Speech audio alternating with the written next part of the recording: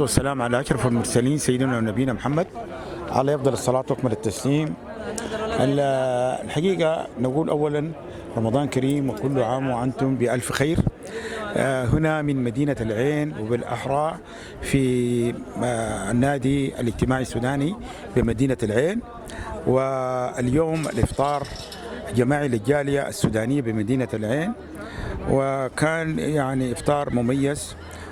وأيضا حضروا لنا من سفارة جمهورية السودان بأبو ظبي الأخوان سعادة إبراهيم الحاج نائب السفير، وسعادة الدكتور إبراهيم، سعادة الدكتور أبو بكر محمد النور، والأخونا صلاح علي الرئيس الجالية السودانية بمدينة الفجيرة، والأمين العام ياسر القراي، وأخونا الدكتور أمين جعفر.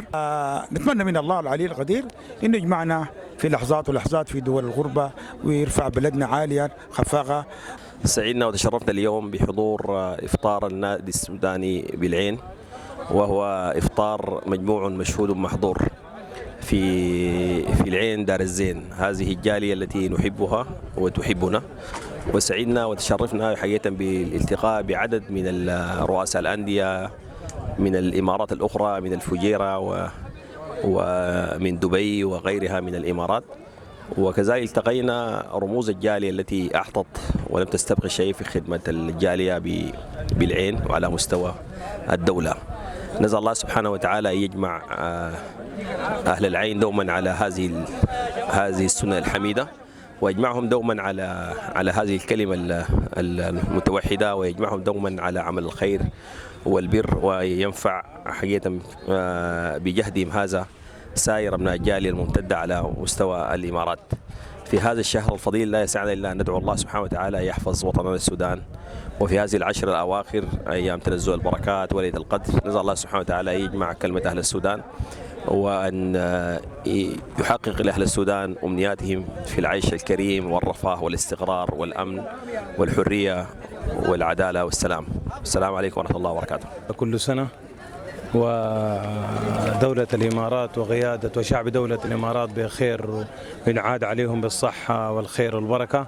كما لا يفوتنا أن أهني أبناء الجالية السودانية بجميع مقاماتهم السامية بحلول شهر رمضان وبغدوم العيد، ونحن الأيام في أيام مباركة، أيام العشر الأواخر.